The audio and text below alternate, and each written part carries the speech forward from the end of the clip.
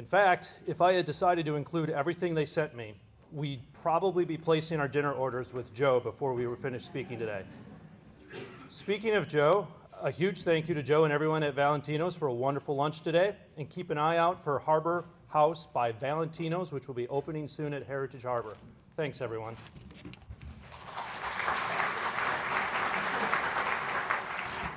So good afternoon, everyone. Thank you for being here. It's hard not to notice that we're given a State of the City address just about a week after the President delivered the State of the Union.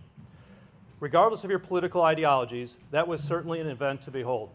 Now, I know that sitting in this room today are Democrats, Republicans, a few brash independents, and at least a handful of people who are mostly just hoping that the Bears make it a little further into the playoffs next year. And honestly, that mix feels exactly like Ottawa. In my office at City Hall, I have a small reminder hanging on the wall from One River's End. I'll share the exact words with you later, but the heart of it is this: don't get attached to political ideology. Instead, focus on what is necessary to make the right decisions in this moment. That simple idea has become a quiet compass for me, because one of the things I'm genuinely most proud of is this: the City of Ottawa is and remains a nonpartisan body. Sure, every one of us has political beliefs. We all come from different places, different experiences, and different ways of seeing the world. But we also know that something more important. If a community is really going to thrive, if it's really going to get better, it only happens when people are willing to work together, even when they don't agree on everything, or maybe especially when they don't. So today, instead of talking about politics or doom-scrolling social media or reading the latest news headlines, I want to talk about something much more important. I want to talk about our community.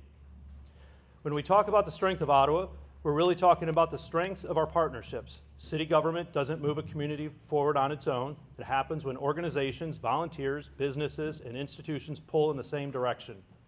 One of those key partners is the Ottawa Visitor Center. Over the past year, the Visitor Center has had an exceptionally strong run. They've secured the largest grant in their history, just over $95,000, followed shortly by another significant grant award of nearly $75,000. Those investments allowed them to expand how Ottawa tells its story. They successfully produced and distributed a full-size Ottawa Visitors Guide that highlights our local businesses and showcases why people choose to spend their time here. They also hosted a highly successful Sip, Shop, and Sparkle weekend, which generated hundreds of new newsletter subscribers and meaningful engagement with downtown businesses. They even partnered with WGN Radio to help expand Ottawa's exposure across the region, bringing our community to audiences well beyond city limits. Taken together, these efforts didn't just promote events or attractions, they strengthened Ottawa's long-term visibility, marketing reach, and tourism growth. And the Visitor Center is just one example. We also continue to work closely with the Ottawa Downtown Association and the Ottawa Area Chamber of Commerce, organizations that support small businesses, activate public spaces, advocate for local employers, and help create the kind of downtown and business climate that people want to be a part of. The Ottawa Downtown Association in particular has been doing some remarkable hands-on work that shows what community stewardship looks like. For the second year in a row, their Adopt a Bed program matched volunteers with downtown garden beds, and this past year, 156 beds were adopted and cared for by members of the community.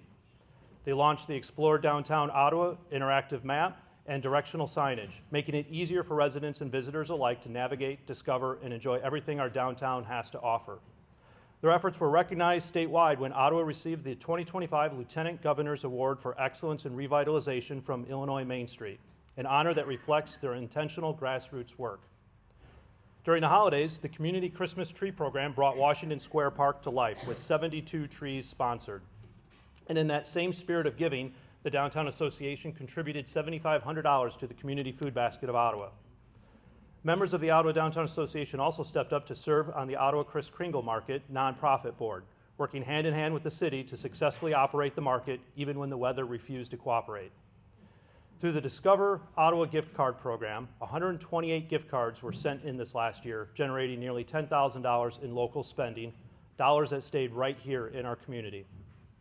All of this work, whether it's tourism, downtown vitality, or business support, shares something in common. It's rooted in collaboration. That same spirit of collaboration is what led to my creation of the Hope and Humanity Initiative. The Hope and Humanity Initiative was designed to bring our nonprofit organizations together, not just to share resources, but to be heard, to have a seat at the table and to have real conversations about the policies and challenges that directly affect the people they serve. One of the most meaningful moments for me was seeing that work recognized at the state level when State Representative Amy Briel and State Senator Sue Rezin joined us as guests, giving our nonprofit leaders an opportunity to speak directly about policy, needs, and impact. Another piece of our community that often runs quietly in the background, but is absolutely essential, is the North Central Area Transit, or NCAT. Through state and federal grant funding, the City of Ottawa operates LaSalle County's public transportation provider, NCAT, offers door-to-door demand response service Monday through Friday, and every vehicle in its 33 bus fleet is ADA accessible. But NCAT is more than just transportation from point A to point B. In a rural region, transit is infrastructure for opportunity. It connects people to work, to school, to medical appointments, to grocery stores, to community programs. When someone can reliably get to work, they are more financially secure. When they can reach a doctor, they are healthier. When they can attend school or community events, they are less isolated. This past year was another record-setting year with just under 77,000 rides provided. 43% of those trips were employment-related. Medical trips accounted for roughly a quarter, and education trips followed close behind. Ridership is growing, and that growth is a good problem to have, but it also presents challenges. Demand is now exceeding capacity, rides are sometimes booked weeks in advance, and trips are sometimes denied.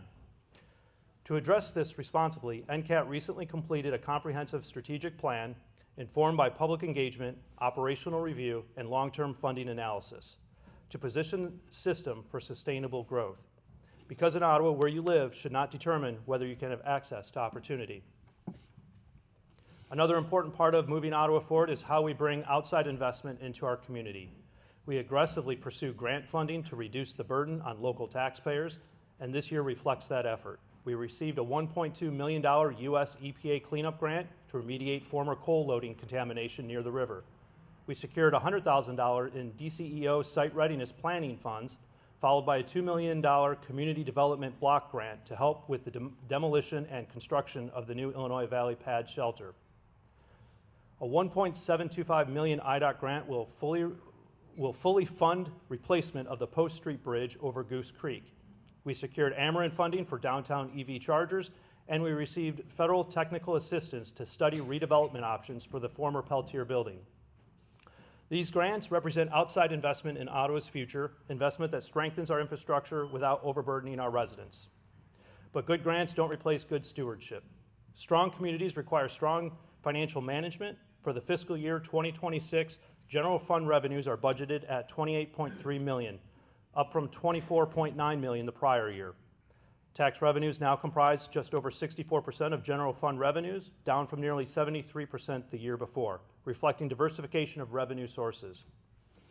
Roughly 17.5% of general fund tax revenues come from property tax, while approximately 46% come from sales taxes. Our equalized assessed valuation is projected to increase for the 9th consecutive year. We have consistently funded our pension obligations at actuarially recommended levels. We issued no new long-term debt this fiscal year. Standard & Poor's assigned an AA stable rating to our insured bonds, and Moody's assigned an A3 underlying credit rating, both reflecting a very strong capacity to meet our financial commitments. We continue to operate our water, wastewater, and transit systems at near break-even levels while maintaining service reliability.